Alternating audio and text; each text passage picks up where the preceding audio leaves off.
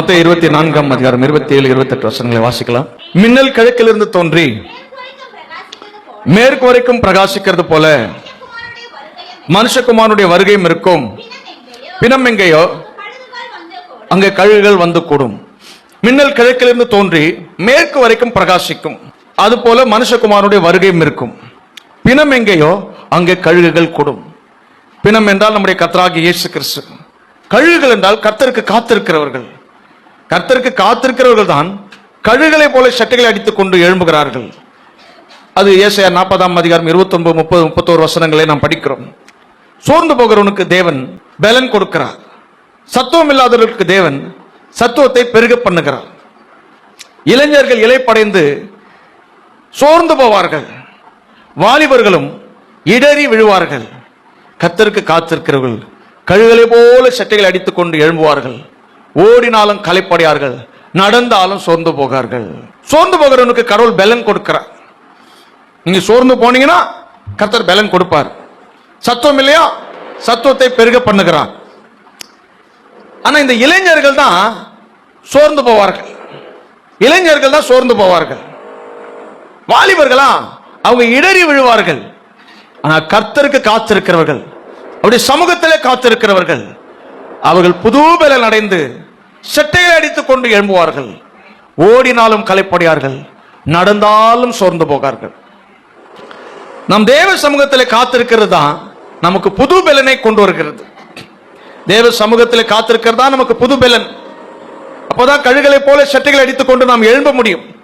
கர்த்தருடைய சமூகத்திலே காத்திருக்காத பட்சத்திலே பிணம் எங்கேயோ அங்க கழுகுகள் கூடும் என்கிறதுல கழுகா நீங்க மாற முடியாது. கழுகு என்ன பண்ணும்னா, அது தன்னுடைய சட்டைகளை புதுப்பித்துக் கொள்கிறதுக்கு, தன்னுடைய பலனை புதுப்பித்துக் கொள்கிறதுக்கு ஒரு கண்மலையில போய், மலையின் சிகரத்தில் போய் ஒரு 6 மாத காலம் அது காத்திருக்கும். புது சிறகு முளைக்கிற வரைக்கும் அது காத்திருக்கும். அந்த பழையதெல்லாம் அது பிச்சு பிச்சு போட்டுரும். புது சிறகு முளைக்கிற வரைக்கும் காத்திருக்கும். காத்திருந்து அதோடைய சட்டைகள் வலிமையானதுக்கு பிறகு அதுக்கப்புறம் புது பலன் அடைந்து அது உயரே பறந்து போகும். அதைத்தான் கடவுளுடைய பிள்ளைகள் அப்படிதான் இருக்கணும். நாம கர்த்தருடைய சமூகத்துல தான் புதிய பலனை பெற்றுக் கொள்கிறோம். கர்த்தருடைய சமூகத்துல தான் புது பலனை நாம் அடைந்து கொள்கிறோம். அப்ப கடவுளுடைய சமூகத்துல நாம் காத்திருக்கிறது இல்ல பாருங்க. யார் காத்திருக்க மாட்டாங்கன்னா, இளைஞர்கள் காத்திருக்க மாட்டாங்க, வாலிபர்கள் காத்திருக்க மாட்டாங்க. வாலிபர்களா அவங்கள இடறி போயிடுவாங்க. ஆனா பரிசுத்தாவி பெற்று பரிசுத்தாவில ஜெபிக்கக்கூடிய பரிசுத்தவான்கள் அவர்கள் கர்த்தருடைய சமூகத்தில் புது பலன் அடைந்து கொள்வார்கள். பரிசுத்தாவி உங்களிடத்தில் வரும்போது பலன் அடைந்து என்று அப்போஸ்தலர் 1:8 பார்க்கிறோம்.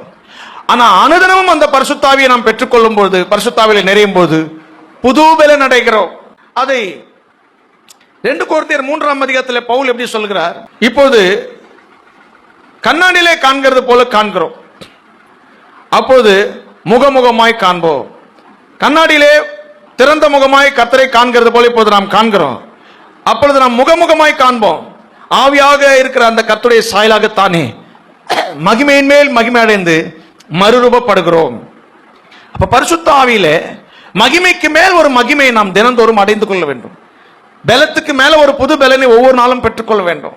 மகிமைக்கு மேல ஒரு மகிமையை நாம் என்ன பண்ணணும்? அடைந்து கொள்ள வேண்டும். ஒவ்வொரு நாளும் ஒரு மகிமையை தேவ சமூகத்தில் நாம் பெற்றுக்கொள்ள வேண்டும்.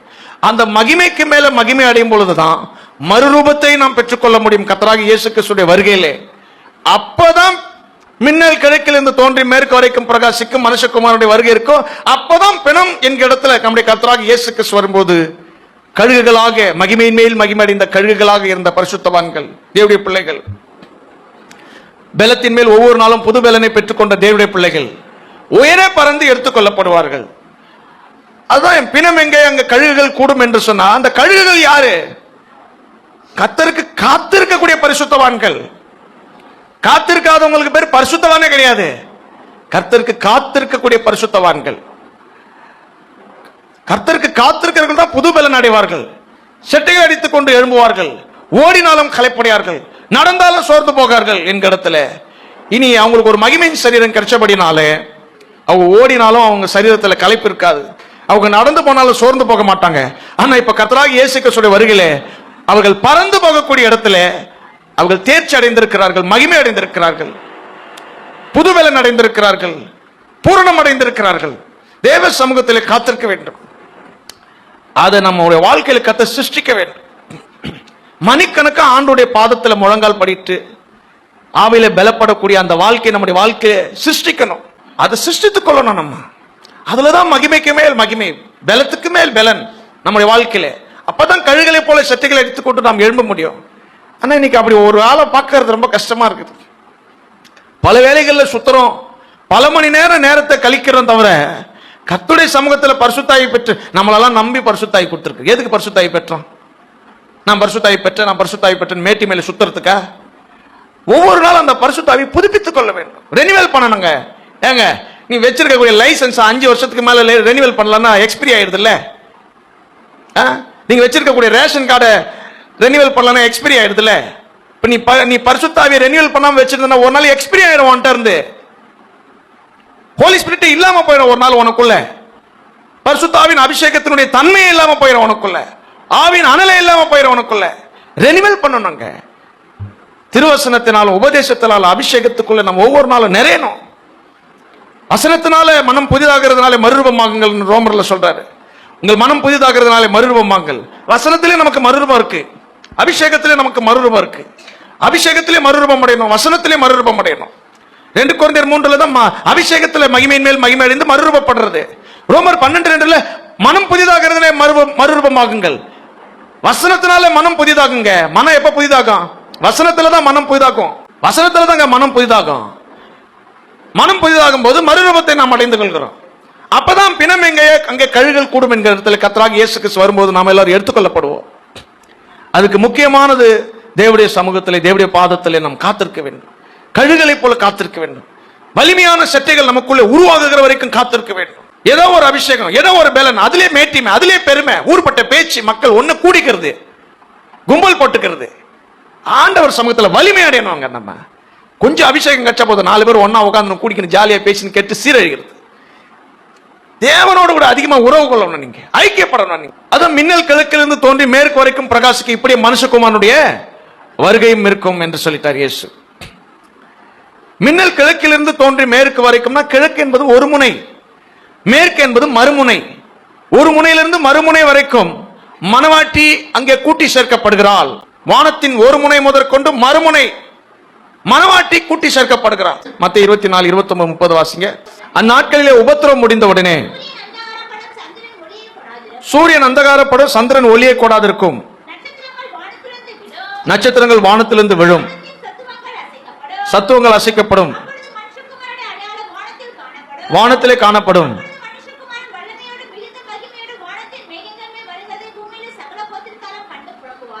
கண்டு புலம்புவார்கள், தூதர்களை அனுப்புவார். 31 தம்மால் தெரிந்து கொள்ளப்பட்டவர்களை வானத்தின் ஒரு முனை முதற்கொண்டு,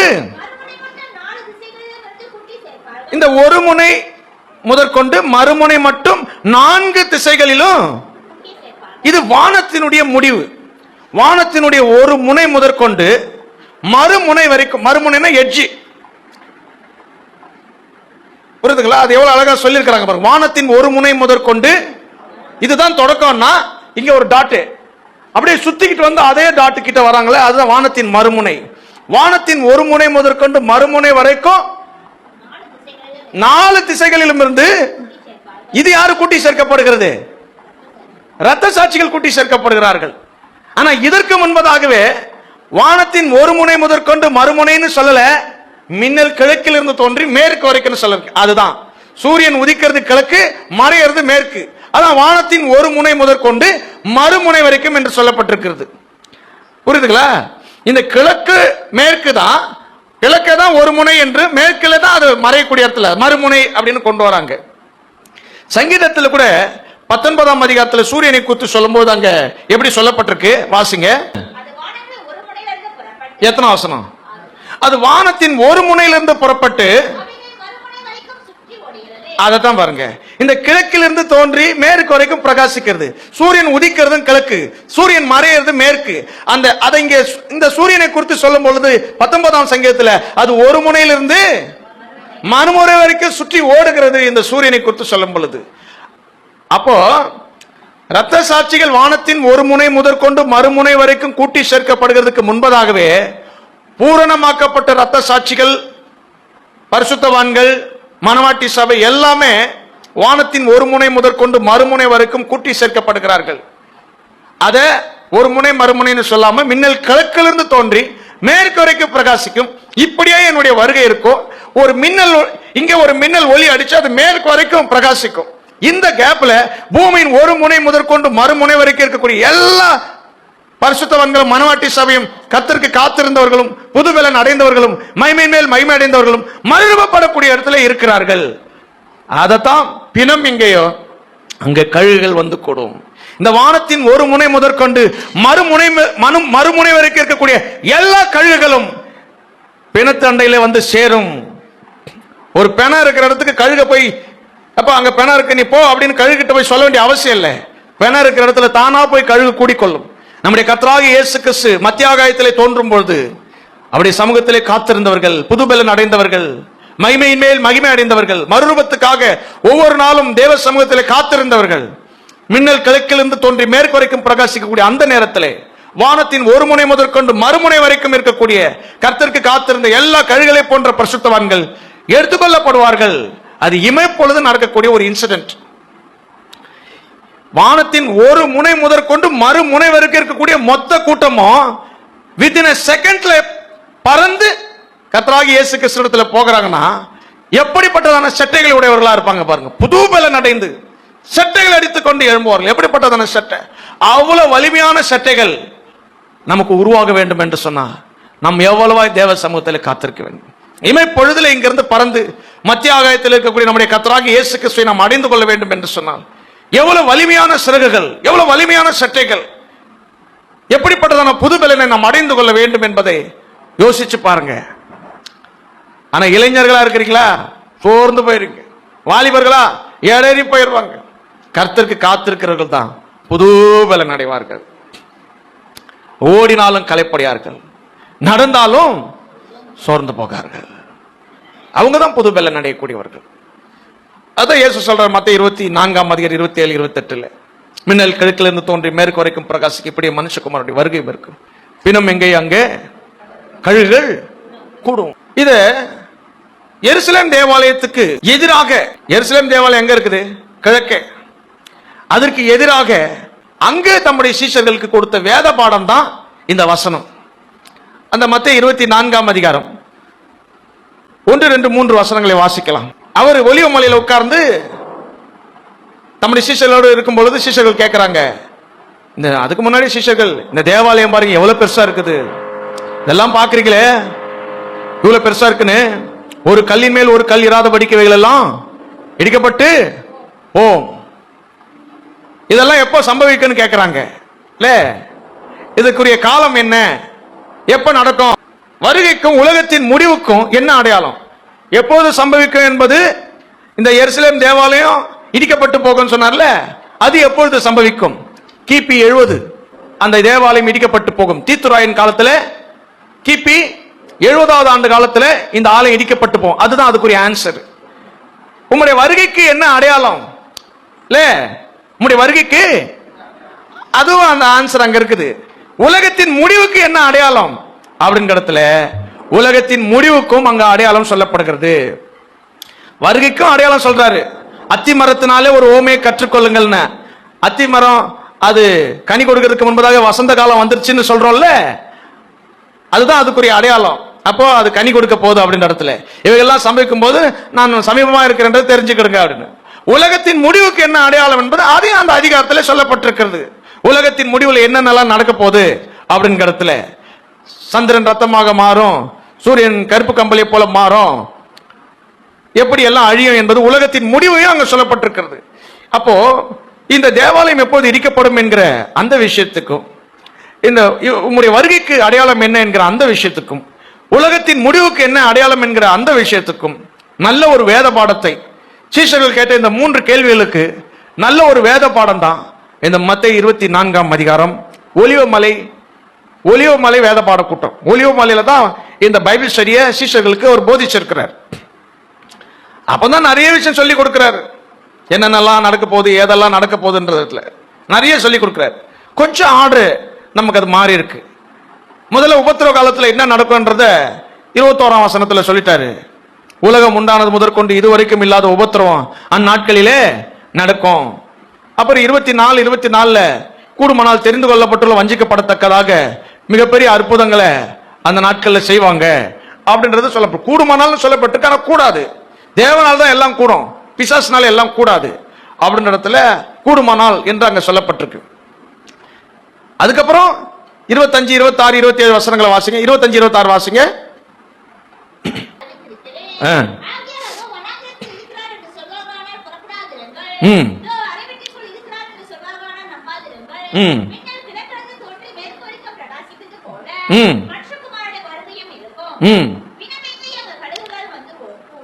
இதுக்குதான் ஏசாங்க சொல்றேன். அத மின்னல் கிழக்கு மேற்குன்னு சொல்றாரு. அதை நான் உங்களுக்கு வானத்தின் ஒரு முனை முதற்கண்டு மறுமுனை என்று நான் சொல்லுகிறேன். அது 19ஆம் சங்கீதத்தில் சூரியன் ஒரு திசையிலிருந்து மறுமுனை வரைக்கும் சுற்றி ஓடுகிறதுன்னு சொல்லப்பட்டிருக்கிறது. கிழக்கில் உதிக்கிற சூரியன் மேற்கில் தான் போய் மறையுது. ஒரு முனை முதற்கொண்டு மறுமுனை வரைக்கும் சுற்றி ஓடுகிறது. அப்போ 24ஆம் அதிகாரம் 31ஆம் வசனத்துல தேவ தூதர்கள் வானத்தின் ஒரு முனை முதற்கொண்டு மறுமுனை வரைக்கும் இரத்த சாட்சிகளை கூட்டி சேர்க்கிறதுக்கு முன்பதாகவே மணவாளன் வானத்தின் ஒரு முனை முதற்கொண்டு மறுமுனை வரைக்கும் இருக்கக்கூடிய மணவாட்டி அவர் கூட்டி சேர்க்கிறார். உன்னை கூட்டி சேர்க்கிறதுக்கு தேவதூதன் வந்தானா நீ இரத்த சாட்சின்னு அர்த்தம். உன்னை கூட்டி சேர்க்கிறதுக்கு இயேசு வந்தார்னா நீ பூர்ணமாக்கப்பட்ட இரத்த சாட்சி அல்லது மணவாட்டி என்றது அர்த்தம். நம்ம அழைத்துட்டு கொண்டு போறதுக்கு தூதன் வரக்கூடாது, தேவன் வரணும். தேவன் வரணும், இயேசு வரணும், மணவாளன் வரணும். பணிவிடை ஆவி வரக்கூடாது. யாரால நீங்க கூட்டி சேர்க்கப்படுறீங்கன்றதுதான் முக்கியம். இயேசுவால கூட்டி சேர்க்கப்பட வேண்டும். அதே அதிகாரத்தில் தேவதூதரால கூட்டி சேர்க்கப்படுகிறவங்க கைவிடப்பட்ட இரத்த சாட்சிகள். 31ஆம் வசனத்தை வாசிங்க. 24:31 வாசிங்க. மத்த 24:31.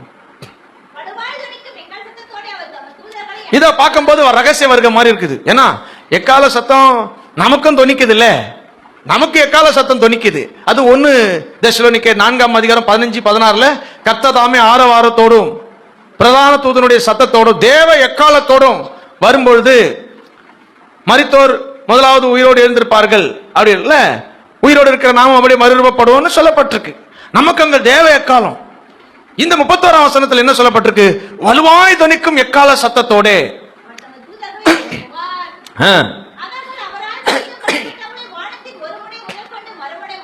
இதெல்லாம் லிங்க் பண்ணிடக்கூடாது. 27, 28, 29, 30, 31 எல்லாம் ஒண்ணு கிடையாது. 24ஆம் அதிகாரம் 27, 28 தான் ரகசிய வருக. 29, 30, 31 வசனம் வந்து கைவிடப்பட்ட இரத்த சாட்சிகள் எடுத்துக்கொள்ளப்படுறது. நாம் இந்த 27, 28 பிணம் என்கிற இடத்துல இயேசு, கழுகு என்கிற இடத்துல நாம் கூட்டி சேர்க்கப்படுகிறோம். இயேசுவே நம்மளை கூட்டி சேர்க்க வரும்போது மணவாட்டி எடுத்துக்கொள்ளப்படுகிறார். 31ஆம் வசனத்துல வலுவாய் தொனிக்கு எக்கால சத்தத்தோடு தம்முடைய தூதர்களை அனுப்புவார். அவர்கள் வானத்தின் ஒரு முனை முதற்கொண்டு மறுமுனை வரைக்கும் தம்மால் தெரிந்து கொள்ளப்பட்டவர்களை, அவங்களும் தெரிந்து கொள்ளப்பட்டவர்கள் என்றுதான் சொல்லப்பட்டிருக்கிறது இல்ல. ஒரு வசனம் இருக்கு, அழைக்கப்பட்டவர்கள் அநேகர், தெரிந்து கொள்ளப்பட்டவர்களோ சிலர். தெரிந்து கொள்ளப்பட்ட இந்த சிலர் தான் ரகசியவர்களே எடுத்துக்கொள்ளப்படுகிறாங்க. அழைக்கப்பட்டிருக்கிற அநேகர் இரத்த சாட்சிகளாக தான் மரிக்கிறாங்க. ஆனா இங்க அந்த நாட்களில் தம்மால் தெரிந்து கொள்ளப்பட்டவர்கள் என்பது இரத்த சாட்சிகள் தான். இவங்களும் வானத்தின் ஒரு முனை முதற்கொண்டு மறுமுனை வரைக்கும் இருக்கக்கூடிய, அது மறுபடியும் 31 வாசிங்க.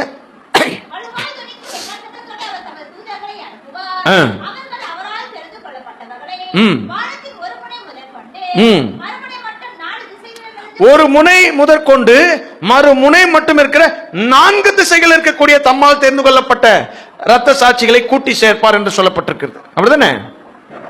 இது வந்து இரத்த சாட்சிகள் 31ஆம் வசனத்துல. அதுக்கு முன்பதாக 30ஆம் வசனத்தை வாசிங்க.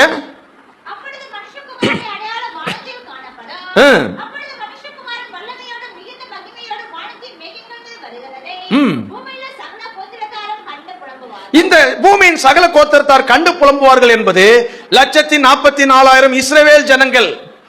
கோத்திரத்துக்கு 12,000 பேர் முத்திரை போடப்படுகிறார்கள். இவங்க மணவாளன 13 வருஷத்துல பாக்குறாங்க. ஆனா இவங்களுக்கு ஒரு தோழரா தான் வெளிப்படுறாரு. 27, 28 நமக்கு மணவாளனா வெளிப்பட்டுட்டாரு, மணவாட்டியா நம்ம எடுத்துக்கொள்ளப்பட்டுட்டோம். இப்ப 29, 30ஆம் வசனத்துல 144,000. மீட்கிறவர் சியோனிலிருந்து வந்து யாக்கோபை விட்டு அவபக்தியை நீக்கி போடுவார்னு சொல்லப்பட்டிருக்கல. சியோனிலிருந்து இப்ப மறுபடியும் வராரு. அவரை பார்த்து கண்ணீர் வடிக்கிறாங்க. பூமியின் சகல கோத்திரத்தாரும் என்பது இஸ்ரவேல் ஜனங்க. 12 கோத்திரத்தாரும் பூமி முழுக்க சிதறப்பட்டிருக்கிறாங்களே, அந்த 12 கோத்திரத்தாரும் அவரை கண்டு அழுது புலம்புவார்கள். வானத்தின் ஒரு முனையிலிருந்து மறுமுனை வரைக்கும் கூட்டி சேர்க்கப்படுகிறவர்கள் இரத்த சாட்சிகள். பூமி 4 திசைகளிலும் கூட்டி சேர்க்கப்படுகிறவர்கள் 144,000 இஸ்ரவேல் ஜனங்கள். மத்தேயு 24:29-30 பாத்தீங்கன்னா ரத்த சாட்சிகள் வானத்தின் ஒரு முனை முதற்கொண்டு மறுமுனை வரைக்கும் 4 திசைகளிலும் வந்து கூட்டி சேர்க்கப்படுகிறார்கள். இங்க 144,000 இஸ்ரவேல் ஜனங்க பூமி 4 திசைகளிலும் வந்து கூட்டி சேர்க்கப்படுகிறார்கள். அப்ப ரகசிய வருகை முடிந்ததுக்கு பிறகு பாதி 3 வருஷம் கழிச்சு தான் இந்த சம்பவம் நடக்கும். அந்த பாதி 3 வருஷத்துல முதல்ல என்ன நடக்கும்னா 144,000 பேர் பூமி 4 திசைகளிலும் முத்திரை போடப்படுகிறார்கள். அந்த சம்பவம் முடிஞ்ச கொஞ்ச நேரத்துல வானத்தின் ஒரு முனை முதற்கொண்டு மறுமுனை வரைக்கும் இருக்கக்கூடிய 4 திசையில் இருக்கக்கூடிய ரத்த சாட்சிகள், உபத்திரவ காலத்தில் மரித்த ரத்த சாட்சிகள், அவர்கள் கூட்டி சேர்க்கப்படுகிறார்கள். இவங்க பூமியில 4 திசைகள்ல கூட்டி சேர்க்கப்பட்டு முத்திரை போடப்படுகிறார்கள். ரத்த சாட்சிகள் வானத்தின் ஒரு முனை முதற்கொண்டு மறுமுனை வரைக்கும் கூட்டப்பட்டு அவங்க எடுத்துக்கொள்ளப்படுகிறார்கள். அதற்கு முன்பதாக 3 வருஷத்துக்கு முன்பதாக இயேசு வானத்தின் ஒரு முனை முதற்கொண்டு மறுமுனை வரைக்கும் மின்னல் கிழக்கிலிருந்து தோன்றி மேற்கு வரைக்கும் பிரகாசிக்கிறது போல அந்த வருகையிலே வந்து மனவாட்டி அவரே கூட்டி சேர்த்து, அவர் என்ன கூட்டி சேர்க்கிறாரு என்ற இடத்துல அவர் தான் சொல்றாரு, அப்படி தூதர்கள் அனுப்பி கூட்டி சேர்க்க வேண்டிய அவசியம் கிடையாது. மனவாட்டிக்கு தான் பவர் கொடுத்திருக்கிறாரு. பிதாவின் மகிமையாக பரிசுத்தாவின் அபிஷேகமே இருக்கு. மீட்கப்படும் நாளுக்கு என்று முத்திரை இருக்குது பரிசுத்தாவின் அபிஷேகம். அவருக்கு சொந்தமானவர்கள் அப்போது அவருடைய மகிமைக்கு புகழ்ச்சியாக மீட்கப்படுவார்கள் என்பதற்கு அந்த ஆவியானவர் அந்த சுதந்திரத்தின் அச்சாரமாக இப்பொழுது நாம் பெற்றிருக்கிறோம். அந்த சுதந்திரத்தை அவருடைய வருகையிலே நாம் பெற்றுக்கொள்வோம். அப்பதான் இயேசுடைய மகிமை, தேவனுடைய மகிமைக்கு ஒரு புகழ்ச்சி, பிதாவாகிய தேவனுடைய மகிமைக்கு ஒரு புகழ்ச்சி. என் மகிமை அவர் எடுத்துக்கிட்டு வந்துருச்சு ஜனங்களை அப்படின்ற இடத்துல அவருடைய மகிமைக்கு புகழ்ச்சியாக அவருக்கு சொந்தமானவர்கள் மீட்கப்படுவார்கள் என்பதற்கு ஆவியானவர் தாமே அந்த சுதந்திரத்தின் அச்சாரமாக இருக்கிறார். அதான் மனவாட்டிக்கு பரிசுத்தான அபிஷேகம் இருக்குல்ல. கூட்டி சேர்க்கிறது யாரு? ஹோலி ஸ்பிரிட். ஏன்னா கிறிஸ்துவை மரித்தோரிலிருந்து எழுப்பினுடைய ஆவி உங்களுக்குள்ளே வாசமாக இருந்தால் சாவுக்கு ஏதுவான உங்கள் சரீரங்களை உயிர்ப்பிப்பார். பரிசுத்த ஆவியானவர் தான் நம்மளை பூமியிலிருந்து எடுத்துக்கொண்டு கிறிஸ்துவனிடத்தில் கொண்டு ஆவியும் மனவாட்டியும் வா அப்படின்னு சொல்லும் பொழுது கேட்கிறவனும் வா என்பானாக. ஆவியும் மனவாட்டியும் அப்ப மனவாட்டியும் ஆவியும் ஒன்னாவே அந்த மின்னல் கிழக்கிலிருந்து தோன்றி மேற்கு வரைக்கும் பிரகாசிக்கும் பொழுது மனவாட்டியும் பரிசுத்தாவியானவருமே போயிடுறாரு. அவ்வளவுதான். அதுக்கப்புறம் பூமியில பரிசுத்தாவியா இருக்காது, மனவாட்டியா இருக்காது. பரிசுத்தாவியானவர் தான் மனவாட்டிக்குள்ள மெர்ஜ் ஆயிட்டாரு. சர்வ பூமியின் மகிழ்ச்சியாக இருக்கக்கூடிய சியோனும் அப்ப பூமியில இருக்காது. ஊழியக்காரன் இருக்கிற வரைக்கும் தாங்க சர்வ பூமிக்கும் மகிழ்ச்சி. ஊழியக்காரங்களாம் எடுத்துக்கொள்ளப்பட்டதுக்கு அப்புறம் சர்வ பூமியில சங்காரம் தான் உண்டாகும். அவனை அந்த அக்கிரமக்காரனை சங்காரம் பண்ணக்கூடிய மரணம் பாதாளம் என்கிற அந்த அக்கிரமக்காரனை தடை செய்கிறத பரிசுத்தவான்கள் தான். பகற்காலத்தில் இருக்கக்கூடிய இந்த அப்போஸ்தலர்கள் தான் அவனை தடை செய்து கொண்டிருக்கிறார்கள். இந்த அப்போஸ்தல உபதேசம் தான் அந்த அக்கிரமக்காரன் வர முடியாதபடிக்கு தடை செய்து கொண்டிருக்கிறது. அப்ப இந்த அப்போஸ்தல ஊழி இயங்கிக் கொண்டே இருக்க வேண்டும். இந்த அப்போஸ்தல உபதேசம் பேசப்பட்டு கொண்டே இருக்க வேண்டும். அப்போஸ்தலர்கள் அந்த நாள் வரைக்கும் அவங்க மரிக்காம இருக்கணும். அதெல்லாம் உங்களுக்கு ஒரு ஆசீர்வாதம். பகலுக்கு 12 மணி நேரம் இல்லையா? பகற்காலம் இருக்க மட்டும் என் பிதாவின் கிரியைகளை நான் செய்து முடிக்க வேண்டும். அந்த பகற்காலம் என்பது அப்போஸ்தலர்கள் வாழக்கூடிய காலம் தான் பகற்காலம். அப்போஸ்தலர்கள் கர்த்தராகிய இயேசு கிறிஸ்துவின் ரகசியவர்களை கழுகளை போல சட்டைகளை அடித்துக் கொண்டு எழுப்பப்பட்டதுக்கு பிறகு, உயர்ந்து போனதுக்கு பிறகு பகற்காலம் அதோடு முடியுது. அதோட ராக்காலம் 7 வருட ராக்காலம். அந்த 12 மணி நேரம் ராக்காலம் இருக்குல்ல நைட்ல, அதுதான் 7 வருட ராக்காலம். 7 வருட ராக்காலம். ஆனா இந்த பகற்காலம் எத்தனை வருஷம் கொடுத்திருக்காரு கடவுள்? இதெல்லாம் பகற்காலம் தானே. எத்தனையோ 1000 ஆண்டு காலம் பகற்காலமா இருந்துச்சு. பரிசுத்தாவி பூமிக்கு வந்து 2000 வருஷத்துக்கு மேல ஆயிடுச்சுல, அப்படித்தானே? பரிசுத்தாவி பூமிக்கு வந்து 2000 வருஷத்துக்கு மேல 2000 வருஷம் பகற்காலம் இருந்திருக்குங்க. அதுல கிறிஸ்துவனுடைய வருகைக்கு நிறைவடையாம போனவருக்கு கடவுள் என்ன பண்ணுவாரு? அந்த 7 ஆண்டு காலம் இருக்குது, அது ராக்காலம். ஒருவனும் கிரியை செய்யக்கூடாத ராக்காலம். யோவான் 9ஆம் அதிகாரத்தில் ஒருவனும் கிரியை செய்யக்கூடாத ராக்காலம் வருகிறது என்று சொல்லிட்டார். அந்த நாட்களில் யாரும் கிரியை செய்ய முடியாது, கிரியை செய்ய முடியாது. அதுக்கு பேர் என்னது? ராக்காலம். ஒருவனும் கிரியை செய்ய முடியாது. ஆனா பகற்காலத்திலே கிரியை செய்யாம இருக்கிறீங்களே நீங்க, ராக்காலத்தில் என்ன கிழிப்பீங்க?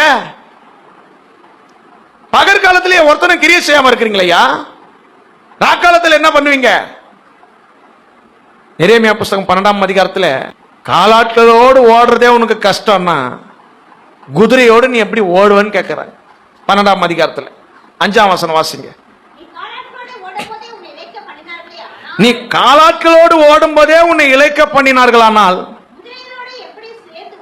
அடங்கப்பா, மனுஷன் கூடயே ஓடி நீ ஜெயிக்க முடியல, டயர்ட் ஆயிடுறேன், அவன் ஈக்குவலுக்கு என்னால ஓட முடியலன்னா குதிரையோடு ஓட வேண்டிய சிச்சுவேஷன்லாம் வருமே, அப்ப நீ எப்படி பண்ணுவ? அப்ப அந்த சந்தர்ப்பத்தை நீ எப்படி ஜெயிப்ப? புரியுதுங்களா? பகற்காலத்துல இப்ப நம்ம காலாட்களோடு ஓடவே முடியலன்ற, அப்ப ராக்காலத்துல குதிரையில எல்லாம் வர அந்தி கிறிஸ்து, வெள்ளை குதிரை என்று, கருப்பு குதிரை என்று, சிவப்பு குதிரை என்று, மங்கின நிறமுள்ள குதிரை என்றான். அவங்க கூட ஓட முடியுமா உன்னால? காலாட்களோட ஓடும் போது உன்னை இழைக்க பண்ணின, இல்லை எனக்கு ரொம்ப சோர்வா இருக்குது, இப்படி இருக்கு அப்படி இருக்கு இப்படி இருக்குன்னா அப்போ குதிரையோடு எப்படி ஓடுவ? நல்லா தெரிஞ்சுக்கிடணும். இந்த காலம் கடுமையான காலம் தான், ஆனா அந்தி கிறிஸ்துவின் காலத்தை விட கடுமையான காலம் கிடையாது. இந்த காலத்துல ஆவிக்குரிய வாழ்க்கை வாழ்றது ஒரு சவாலான காலம் தான். ஆனா இந்த காலத்தை முடிஞ்சதுக்கு அப்புறம் ஒரு அந்தி கிறிஸ்துவின் காலம் இருக்கு பாருங்க, அதை சொல்லவே முடியாதுங்க. நம்ம ஒருவேளை சொல்லலாம், இதுக்கு முன்னாடி இருந்த காலத்தெல்லாம் பரிசுத்தவங்க அப்படி இருந்தாங்க, எங்க காலத்துல அப்படி இல்ல, எங்க அம்மாங்க காலத்துல சாப்பாடு நல்ல சாப்பாடு சாப்பிட்டவங்களாம் அப்படி இருந்தாங்க, இந்த காலத்துல ஒண்ணுமே இல்லை. உண்மைதான், 100க்கு 100 உண்மைதான். ஆனா இதை விட ஒரு பொல்லாத காலம் இருக்குல்ல, நீ அதை முன்ன வச்சு இதை விட பொல்லாத ஒரு காலம் வரப்போகுது, அந்த காலத்துக்கு இந்த காலம் எவ்வளவு பெட்டரான காலம் அப்படி சொல்லி உன்னை பூஸ்ட் பண்ணி ஆவிக்குரிய ஜீவத்துல முன்னோக்கி நீ செல்லணும். எனக்கு முன்னாடி இருந்தவங்களாம் நல்லா சேஃப்டியா போயிட்டாங்க, நாங்களாம் அப்படி மாட்டிக்கணும் அப்படி இல்ல. எங்களுக்கு பின்னாடி வரவங்களாம் ரொம்ப மோசமான காலம், அங்கெல்லாம் நிறைய பேர் மாட்டிக்க போறாங்க. அதுக்கு முன்னாடி இந்த காலம் பகற்காலம், கர்த்தர் எனக்கு பொற்காலம் கொடுத்திருக்கிறாரு. அதைத்தான் பவுல் சொல்ற, நாட்கள் பொல்லாதவைகள் தான், இந்த காலத்தையும் நாம் பயன்படுத்திக் கொள்ளலாம், பிரயோஜனப்படுத்திக் கொள்ளலாம். நாட்கள் பொல்லாதவைகள் ஆனபடினால் காலத்தை பிரயோஜனப்படுத்திக்கணும். காலாட்களோட ஓடுறதே உனக்கு இளைப்பா இருக்கா? நீ குதிரை கூட எப்படிப்பா ஓடுவ அப்படின்னு கேட்கிறாங்க. இதுவே பொல்லாத காலம்னா அப்ப இதை விட பொல்லாத காலம் ஒண்ணு வர இருக்க, அந்த காலத்துல நீ என்ன பண்ணுவ? முத்திரைய போட்டுக்கிடுவ. இதுக்கே முடியாதவன் தான் அங்க போய் மாட்டின, அப்ப அதுக்கு உன்னால முடியுமா சொல்லு? இந்த பிரச்சனைக்கே பயந்து வீட்டுல ஒளிஞ்சுக்கிட்டுவேன், அந்த பிரச்சனையில என்ன பண்ணுவேன்? வெளியில வந்து பர்ஃபார்மன்ஸ் பண்ணுவியா? நீ ஒருவனும் கிரியே செய்ய முடியாது. ஆனா அதுக்கு முன்பதாக இப்ப நீ கிரியை செஞ்சனா இந்த பகற்காலத்துல, அந்த கிரியை காலம் பலனை தான் மின்னல் கிழக்கிலிருந்து தோன்றி மேற்கு வரைக்கும் பிரகாசிக்கும் போது அந்த பலனை எடுத்துக்கொண்டு வருகிறார். நாம் இயேசுவை அடைந்து கொள்றதுக்கு மாத்திரம் நாம் கழுகளை போல பறக்கல, இயேசு கொண்டு வரக்கூடிய அந்த கிரியைக்கான பலனை அடைந்து கொள்கிறதுக்கும் நாம் பரந்த இடத்தில் செல்கிறோம் என்பதை நீங்க தெரிந்து கொள்ளணும். அதுக்கப்புறம் மத்திய ஆகாயத்துல கழுகு போல அவர்கிட்ட போய் சேர்ந்த உடனே அப்படியே அவர் நம்மளை கூட்டின்னு கூடாரத்துக்குள்ள பயிர்வாரு. ஆதியாகமம் 24ஆம் அதிகாரம் கடைசி வசனத்துல ஈசாக்கு அப்படியே ரெபேக்கால அழைச்சிட்டு அப்படியே கூடாரத்துக்குள்ள கூட்டு போனார்ல, மனைவி ஆனால் அப்படின்னு இடத்துல அப்படியே கூட்டு போயிடுவார் ஜம்முன்னு மணவாளன். அவர் தான் கிரியைக்கு பலனை கொண்டு வருகிறார். ஆனா ரத்த சாட்சிகள் அவங்க தான் எடுத்துன்னு போகணும், வேற வழி கிடையாது, அவர் கொண்டு வர முடியாது. வாசிங்க வெளிப்படுத்தின 14ஆம் அதிகாரம் 12-13 வசனங்களை வாசிங்க. பின்பு பரலோகத்தில் ஒரு சத்தம் உண்டாக கேட்டேன், கர்த்தருக்குள் மரிக்கிறவர்கள் இது முதற் கொண்டு பாக்கியவான்கள் என்று எழுது. அவங்க பிரயாசங்கள் 3 வருஷம் கொஞ்சம் நெஞ்சம் பாடு கிடையாது அவங்களுக்கு, அதுல இருந்து அவங்களுக்கு ஒரு இலை அதுக்கப்புறம் தான் கிடைக்கும். 3 வருஷம் கழிச்சு தான் வானத்தின் ஒரு முனை முதற்கொண்டு மறுமுனை வரைக்கும் தேவதூதர்களால் கூட்டி சேர்க்கப்படும் போது தான் அந்த இலைப்பாறுதல் அவங்களுக்கு கிடைக்கும். அவங்க நமக்கு கிரியைகளை அவர் எடுத்துட்டு வராரு, இந்த ரத்த சாட்சிகளுடைய கிரியைகள் இவங்களே எடுத்துக்கிட்டு மேல போகணும், அவருடைய கிரியைகள் அவர்களோட கூட போ. ஆனா நமக்கு கிரியைக்கு பலனை அவர் கொண்டு வருகிறார். வெளிப்படுத்தின 22ஆம் அதிகாரம் 12ஆம் வசனத்தை வாசிங்க. இதோ சீக்கிரமாய் வருகிறேன், அவனுடைய கிரியைகளின்படி அவனுக்கு நான் அளிக்கும் பலன் என்னோடு கூட வரும். நீங்க செய்யக்கூடிய ஒவ்வொரு கிரியைக்கும் கிறிஸ்துவிடத்திலே பலன் இருக்கிறது. பலன் இருக்கிறதுனால நீங்க கிரியை செய்து கொண்டே இருக்க வேண்டும்.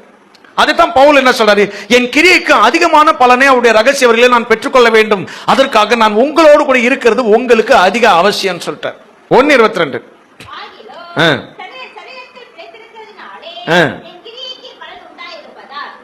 ஏன்னா அவனவனுடைய கிரியைக்கு பலனை இயேசு எடுத்துக்கொண்டு வருகிறபடினாலே நான் சரீரத்தில் பிழைச்சிருந்தா இன்னும் அதிகமான கிரியைகளை நான் செய்வேன். அப்ப கர்த்தராகிய இயேசு கிறிஸ்துவின் வருகையில எல்லாருக்கும் கிடைக்க பலனை விட எனக்கு கிடைக்கக்கூடிய பலன் பெருசா இருக்கும். அதனால அதிகமா கிரியை செய்யறேன்றார். என் கிரியைக்கு அதிக பலன் இருக்க. அப்ப உயிரோடு இருக்கும்போது அதிகமா கிரியை செய்யணும் கர்த்தருக்காக. அவருடைய வருகையில அதிகமான பலனை நாம் பெற்றுக்கொள்ள வேண்டும். அதிகமா கிரியை செய்யணும். அப்ப அதிகமான பலன் நமக்கு கிடைக்கும். அதுக்காகத்தான் அவர் உயிரோடு இருக்கணும்னு ஆசைப்படுறாரு தவிர மற்றபடி அவருக்கு உயிரோடு இருக்கிறதுக்கு ஆசை கிடையாது. கிறிஸ்துவோடு இருக்கிறதுக்கு தான் ஆசை. கிறிஸ்துவோடு இருக்கிறது எனக்கு அது பிரியம். 1:21 கிறிஸ்து எனக்கு ஜீவன், சாவு எனக்கு தேகத்தை விட்டு கிறிஸ்துவோடு இருக்கிறது எனக்கு பிரியம். ஆனா உங்களோடு கூட இருக்கிறது அதிக அவசியம். ஏன்னா நான் உயிரோடு இருந்தேன்னா அதிகமா கிரியை செய்வேன். அப்ப என் கிரியைக்கு அதிகமான பலன் அவருடைய ரகசியவர்கள் எனக்கு கிடைக்கும். மின்னல் கிழக்கிலிருந்து தோன்றி மேற்கு வரைக்கும் பிரகாசிக்கும் போது அவனுக்குரிய பலனையும் எடுத்துக்கொண்டுல வராரு. அப்ப என்னுடைய பலன் அதிகமாக இருக்கும். ஏன்னா நான் அதிகமா கிரியை செய்கிறேன். பகற்காலத்துல தான் அந்த கிரியைகளை நீங்கள் நடப்பிக்க முடியும். ஒருவனும் கிரியை செய்யக்கூட ராக்காலம் வருகிறது. பகற்காலத்திலே கிரியை செய்யும். இது பகற்காலம். பிலிப்பு சபைக்கு அந்த பலன் கிடைக்கணும். நற்கிரியை தொடங்கினவர் கிறிஸ்தியேசுவின் நாள் பரியந்தம் அது முடிய நடத்தி வருவார். கிறிஸ்தியேசுவின் நாளுக்குள்ள அந்த நற்கிரியை முடிச்சு அவர் வரும்போது அந்த பலனை வாங்கணும் நீங்க கரத்துல என்றாரு. அது பிலிப்பியர் 1:5 சொல்லப்பட்டிருக்கு. வாசிங்க. உங்களில் நற்கிரியை தொடங்கினவர்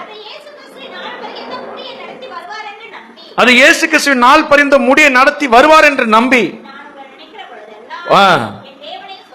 பாருங்க, நற்கிரியை உங்கள தொடங்கினாரே அது இயேசு கிறிஸ்துவின் வருகைக்குள்ள அந்த நற்கிரியை நீங்க முடிச்சிடணும். முடிச்சு வருகையில அந்த கிரியைக்கான பலனை நீங்கள் பெற்றுக்கொள்ள வேண்டும். ஆனா இப்போ நற்கிரியை தொடங்கி இருக்கிறாரு, நிச்சயமா அது முடிய நடத்தி வருவாரு என்று எங்களுக்கு நம்பிக்கை இருக்கு. நீங்க இப்படிலாம் கிரியை செய்யும் போது உங்களுக்காக நாங்க கடவுளை சோத்திரம் பண்றோம். பரவாயில்ல, பிலிப்பு சபையில நம்மளை கொண்டு போய் அவங்களுக்கு சுவிசேஷம் சொல்ல வச்சு கர்த்தர் அந்த மக்கள் எந்த அளவுக்கு தூக்கி எடுத்திருக்காரு, கர்த்தருக்கு சோத்திரம் அப்படின்னு நாங்க கர்த்தரை சோத்திரம் பண்றேன்றாரு. அதே பிலிப்பு சபைக்கு தான் கிறிஸ்துவின் நாளுக்கு என்று துப்புரவானவர்கள் இடலற்றுகளமா இருக்கணும் அப்படின்னு 11ஆம் வசனத்துல சொல்றாரு. தேவனுக்கு மகிமையும் துதியும் உண்டாகும்படிக்கு. வாசிக்கலாம் 11 10-11 வாசி. தேவனுக்கு மகிமையும் துதியும் உண்டாகும்படி இயேசு கிறிஸ்துவினால் வருகிற நீதியின் கனிகளால் நிறைந்தவர்களாகி துப்புரவானவர்களும் இடர்லற்றுகளுமாய் இருக்கும்படிக்கு. அதுதான் அவருடைய நாள். மின்னல் கிழக்கிலிருந்து தோன்றி மேற்கு வரைக்கும் பிரகாசிக்கும். அந்த நாள்ல நீ எடுத்துக்கொள்ளப்பட வேண்டும் என்றால் அந்த நாளுக்காக இப்பொழுதே துப்புரவானவர்களாக நீங்க வாழ கத்துக்கொள்ள வேண்டும். துப்புரவாக வாழ கத்துக்கிடணும். இடர்லற்றவர்களாக வாழும். நம்மளால யாரும் இடறி போகக்கூடாது. துப்புரவான ஒரு ஜீவியத்தின் இடர்லற்ற ஒரு ஜீவியத்தை நம்முடைய வாழ்க்கையை சிருஷ்டித்துக் கொள்ள வேண்டும். சிருஷ்டித்துக் கொண்டா தான் அவருடைய வருகையிலே அந்த நாளிலே நாம் எடுத்துக்கொள்ளப்பட முடியும். அதான் கிறிஸ்துவின் நாள். மின்னல் கிழக்கிலிருந்து தோன்றி மேற்கு வரைக்கும் பிரகாசிக்கக்கூடிய அந்த நாள் தான் கிறிஸ்துவின் நாள். அதில் எடுத்துக்கொள்ளப்படுகிறவர்கள் எல்லாமே துப்புரவானவர்கள், இடர்லற்றவர்கள். கழுகளைப் போல சட்டைகளை அடித்துக்கொண்டு எழுமின எல்லாருமே துப்புரவானவர்கள், இடர்லற்றவர்கள். அந்த நாளுக்காக நாம் எல்லாரும் அழைக்கப்பட்டிருக்கிறோம். இது ஒலிவ மலையிலே இயேசு தம்முடைய சீஷர்களுக்கு கொடுத்த வேத பாடம். அதற்கு பிறகுதான் இயேசு சிலுவையிலே மரிக்கிறார். இதுதான் கடைசியா அவங்களுக்கு ஒரு டாக்டரின் கொடுத்துட்டு அதுக்கப்புறம் பாத்தீங்கன்னா அவரை பிடிச்சிட்டு போறாங்க, சிலுவையில் அறையிறாங்க, அவரை கொல்றாங்க. அதுக்கப்புறம் ஒரு உயிர்த்தெழுறாரு. அதுக்கப்புறம் தான் 25, 26, 27, 28 அதிகாரம் எல்லாம் அவருடைய மரணம் உயிர்த்தெழுதலை குறித்து சொல்லப்பட்டிருக்கு. கடைசியா அவர் ஒலிவ மலையில தம்முடைய சீஷர்களுக்கு ஒரு வேத பாட கூட்டத்தை அங்க ஒரு ஏற்படுத்தி இந்த வசனங்கள்லாம் அங்கதான் சொல்றாரு. அப்ப இந்த மத்தேயு 24, 27, 28 வசனம் எல்லாம் ஒலிவ மலையில சீஷர்களுக்கு சொல்லப்பட்ட அவங்க கேட்ட கொஸ்டின். இவைகள் எப்பொழுது சம்பவிக்கும்? உம்முடைய வருகைக்கும் உலகத்தின் முடிவுக்கும் என்ன அடையாளம்? வருகைக்கும் உலகத்தின் முடிவுக்கும் அந்த அடையாளத்தெல்லாம் சொல்றாரு. அவங்க கேட்ட கொஸ்டினுக்குரிய அடையாளங்கள் தான் இந்த 6ஆம் வசனம் துவங்கி மத்தேயு 24, 6 துவங்கி கடைசி வசனம் வரைக்கும் அவங்க கேட்ட கொஸ்டினுக்கு ஆன்சர், அடையாளங்கள் எல்லாம் சொல்றாரு. தேவாலயம் இடிக்கப்படும், அது சொல்லியாச்சு. ஒரு கல்லின் மேல் ஒரு கல் இராதபடிக்கு 70 வருஷத்துல நடக்கும். அது அதுக்கப்புறம் வருகை. அது என்ன, அது நடக்கிறதுக்கு முன்னாடி என்னென்னலாம் இந்த பூமியில் நடக்கின்றதோ சொல்லிட்டார். வருகை முடிஞ்சதுக்கு அப்புறம் உலகத்தின் முடிவு எப்படி இருக்கும், வருகை முடிஞ்சதுக்கு அப்புறம் என்னென்னலாம் நடக்க போகுது என்பதை 24, 29, 30, 31 சொல்லிட்டார். அதுக்கப்புறம் உலகத்தின் முடிவு என்னென்னலாம் நடக்கிறது பின்னாடி இருக்கக்கூடிய வசனங்கள்லாம் நமக்கு போதிக்கிறது. முழங்கால் படிட்டு இந்த மத்தேயு 24ஆம் அதிகாரம், யோவான் வெளிப்படுத்தின விசேஷத்துல 22 அதிகாரம் போட்டிருக்கிறாரு. கடைசி காலத்துல என்னென்ன சம்பவிக்க போகிறது என்பதை 22 அதிகாரங்கள் நமக்கு போதிக்கிறது. அந்த 22 அதிகாரங்களையும் உள்ளடக்கி ஒரே அதிகாரத்துல மத்தேயு 24ஆம் அதிகாரத்துல நல்ல ஒரு பைபிள் ஸ்டடியை இயேசு தம்முடைய சீஷர்களுக்கு போதித்து விட்டார். இந்த 24ஆம் அதிகாரத்தின் விளக்க உரைதான் வெளிப்படுத்தின விசேஷம் 22 அதிகாரங்கள். 24ஆம் அதிகாரத்தில் 27ஆம் வசனம் 28ஆம் வசனத்தின் உண்மைக்காய் கர்த்தரை நாம் ஸ்தோத்திரம் பண்ணுவோம். நம்மை கூட்டி சேர்க்கிறதுக்கு தேவதூதன் வரக்கூடாது, நம்மை கூட்டி சேர்க்கிறதுக்கு மணவாளன் வருகிறார். மணவாளன் வருகிறார். இந்த 38 வருஷம் குலத்தண்டையில் இருக்கிறவன் அந்த தேவதூதன் எப்ப வருவான், அந்த தேவதூதன் எப்ப வருவான் அந்த குலத்தை கலக்கிறதுக்கு நினைச்சான். ஆனா அவனை சுகமாக்குறதுக்கு தேவதூதன் அல்ல, தேவனே இயேசுவே வந்தார். அவன் என்னெல்லாம் என்னது, இந்த தேவதூதன் கலக்கணும். அப்பதானே ஒவ்வொரு முறை தேவதூதன் கலக்கும் போது இவனால போக முடியல. அப்ப மறுமுறை எப்ப தேவதூதன் வருவான் கலக்குவான் என்பதுதான் இவனுடைய எண்ணமாக இருந்திருக்கும். ஆனா அவனை உயிர்ப்பிக்கிறதுக்கு, படுக்கை எடுத்துக்கொண்டு அவனை நடக்க வைக்கிறதுக்கு இயேசுவே வந்தான். அங்கேயே சில உண்மைகள், இந்த மாதிரி உண்மைகள்லாம் சொல்றாரு. நீ என்ன ஓய்வு நாள் அவன் படுக்கை எடுத்துக்கொண்டு நடக்க சொல்றீர்கள்? என் பிதா என்ன சொல்றாரோ அதைத்தான் நான் செய்யறேன். என் பிதா இஷ்டத்தின்படி தான் செய்யறேன், ஏன் இஷ்டத்தின்படி செய்ய மாட்டேன். நீங்களாம் கண்டு ஆச்சரியப்படுற அளவுக்கு இன்னும் பெருசாலாம் என்ன கொண்டு பிதாவாகிய தேவன் செய்வார் தெரியுமா? என்ன மரித்தவர்களை நான் எனக்கு யார் பிடிச்சிருக்கோ அவங்கள நான் உயிரோடு எழுப்பலாம் தெரியுமா? அப்படி சொல்றாரு. குமாரனுக்கு சித்தமானவர்களை உயிரோடு எழுப்புறதுக்கு பிதாவாகிய தேவனால் நான் அதிகாரம் பெற்றிருக்கிறேன். ரகசிய வருகையிலே அவருக்கு பிரியமாய் வாழ்ந்து மரித்த எல்லாரையும் உயிரோடு எழுப்பக்கூடிய அதிகாரத்தை இயேசு கிறிஸ்து பெற்றிருக்கிறார். அதான் சொல்றார் இயேசு, என்னுடைய சத்தத்தை கேட்கும் காலம் வரும், அப்போது மரித்தோர் எழுந்திருப்பாங்க அப்படிங்கிற இடத்துல. அதுதான் ரகசிய வருகை. மறுரூபம் அடைந்து எடுத்துக்கொள்ளப்படக்கூடிய இடத்துல இருக்கிறாங்க. அவங்க குமாரனுடைய சத்தம் கேட்கும். மின்னல் கழுக்கிலிருந்து தோன்றி மேற்கு வரைக்கும் பிரகாசிக்கக்கூடிய அந்த நேரத்தில் கிறிஸ்துக்குள் மரித்த பரிசுத்தவான்களுக்கு கிறிஸ்துவின் சத்தம் கேட்குங்க. என்ன சத்தம் கேட்கும்? வந்துட்டு இங்க ஏறி வா அப்படின்னு சத்தம் கேட்கும். மரித்தவர்கள் அழிவில்லாதவர்களாக இருந்து அவர்களுக்கு எதிர்கொண்டு ஓடுவார்கள். அந்த வசனத்தை வாசிங்க. 5ஆம் அதிகாரம் 24, 25 தெரியல வாசிங்க. யோவான் 5ஆம் அதிகாரம் 25. இது மின்னல் கழுக்கிலிருந்து தோன்றி மேற்கு வரைக்கும் பிரகாசிக்கக்கூடிய அந்த நேரத்தில் தான் கிறிஸ்துக்குள் மரித்திருக்கக்கூடிய பரிசுத்தவான்கள் குமாரனுடைய சத்தத்தை கேட்கும் காலம் வரும். பாத்தீங்களா? அதை கேட்கிறவர்கள் நாம் பிதாவாகிய தேவனுடைய மகிமையினாலே உயிர்ப்பிக்கப்பட போகிறோம். குமாரனுடைய சத்தத்தை கேட்டு உயிர்ப்பிக்கப்பட்டு மறுரூபம் அடைந்து பரலோகத்துக்கு எடுத்துக்கொள்ளப்பட போகிறோம். அந்த கூட்டமாகத்தான் தேவன் நம்மை முன்குறித்திருக்கிறார். அப்ப இந்த வருகை வரைக்கும் கடைசி வரைக்கும் ஒரு கூட்டம் ஸ்டாண்டிங்ல இருக்கல, லாஸ்ட் மேன் ஸ்டாண்டிங். அதான் நம்ம. எவ்வளவு பேர் பரிசுத்தவான்கள் மரிச்சிட்டாங்க அவருடைய வருகைக்குள்ளாக காத்திருந்து. அவருடைய வருகை வரைக்கும் இருக்கக்கூடிய அந்த கூட்டம் தான் லாஸ்ட் மேன் ஸ்டாண்டிங். அவங்க தான் கடைசி வரைக்கும் நிக்கிறாங்களே. அந்த கூட்டத்தார் எல்லா ஜாதிகளையும் ஒரு கை பார்க்க வேண்டியது இருக்கும். பூமியில இருக்கிற மொத்த ஜாதிகளும் அவங்க கிட்ட மோதி நொறுங்கி காலியா இருப்பாங்க. நாம தான் எடுத்துக்கொள்ளப்படுகிறோம். இந்த ஜெனரேஷன், இந்த உலகத்தினுடைய கடைசி ஜெனரேஷன் நாம தான். கர்த்தராகிய இயேசு கிறிஸ்துவின் ரகசிய வருகையை நேருக்கு நேர் பார்க்கக்கூடிய கடைசி ஜெனரேஷன் நாம தான். நம்புனா நம்புங்க. இயேசு கிறிஸ்துவோட ரகசிய வருகையை பார்க்கக்கூடிய கடைசி ஜெனரேஷன் நாம தான். நமக்கு பிறகு ஒரு ஜெனரேஷன் அவருடைய வருகைக்கு போறது கிடையாது. நாம தான் லாஸ்ட். நம்முடைய காலகட்டத்தில் தான் நம்முடைய கர்த்தராகிய இயேசு கிறிஸ்து வரப்போறாரு. அதனாலதான் இந்த காலகட்டம் ரொம்ப பொல்லாததாக நமக்கு தெரிகிறது. இந்த காலகட்டத்தில் ஆவிக்குள்ள போறது ஏன் இவ்வளவு டஃபா இருக்குன்னா, அந்த லாஸ்ட் ஜெனரேஷன். நம்ம எல்லா ஜாதிகளையும் ஒரு கை பார்க்க வேண்டியது இருக்கும், எல்லா ஜாதிகளையும் சந்திக்க வேண்டியது இருக்கும். அதனால இந்த மாதத்தின் வாக்கு தத்தம், ஜெயம் கொள்கிறவன் நான் என் பிதாவிடத்தில் அதிகாரம் பெற்றது போல ஜாதிகள் மேல் அவனுக்கு நான் அதிகாரம் கொடுப்பேன். எல்லா ஜாதிகளையும் நம்ம ஜெயிச்சு தான் இருப்பு கோலால் ஆண்டு நம்ம பரலோகத்துக்கு எடுத்துக்கொள்ளப்படுகிறோம். சகல ஜாதிகளையும் இருப்பு கோலால் ஆளுகை செய்யக்கூடிய ஆண் பிள்ளை இப்பவுமே ஆண்டு கொண்டிருக்கிறோங்க. நம்ம இரும்பு கரம் கொண்டு பொல்லாத ஆவிகளை, பொல்லாத ஜாதிகளை ஒவ்வொரு நாளும் அடக்கி கொண்டிருக்கிறோம். அதான் சகல ஜாதிகள் இருப்புக்கோளால் ஆளுகை செய்யக்கூடிய ஆண் பிள்ளை. நீங்க முதலமைச்சர் சொல்றதுல கேள்விப்பட்டிருப்பீங்களே, இரும்பு கரம் கொண்டு அதை நாங்கள் அடக்குவோம் ஒடுக்குவோம் என்று. அது மாதிரி இருப்பு கோலால் ஆளுகை செய்கிறோம். இரும்பு கரம் இல்லை, இருப்பு கோல். நம்ம கையில ஒரு கோல், வாக்கு தத்தம் இருக்கு. கோலனாலே வாக்கு தத்தம், நமக்கு வாக்கு தத்தம். அதே கோலை வச்சு எதிரிக்கு, அது ஒரு இரும்பு கோல்ல மண்டையை உடைக்கலாம். கோல் நமக்கு தான் அது கோல். எதிரி மேல வீசும் போது அது தடியா மாறிடும், அது அவனுக்கு பெரிய அடியா மாறிடும். அது இரும்பு கோல். சகல ஜாதிகளையும் ஆளுகை செய்யக்கூடிய ஆண் பிள்ளை அவள் பெற்றெடுத்தால், சகல ஜாதிகளையும் இருப்பு கோலால் ஆளுகை செய்யக்கூடிய ஆண் பிள்ளை பெற்றெடுத்தால், அந்த ஆண் பிள்ளை தேவனிடத்திற்கும் தேவனுடைய சிங்காசனத்திற்கும் இமைப்பொழுதிலே எடுத்துக்கொள்ளப்பட்டது. தன்னுடைய பலனை அடைந்து கொள்ளும்படிக்கு எடுத்துக்கொள்ளப்பட்டது.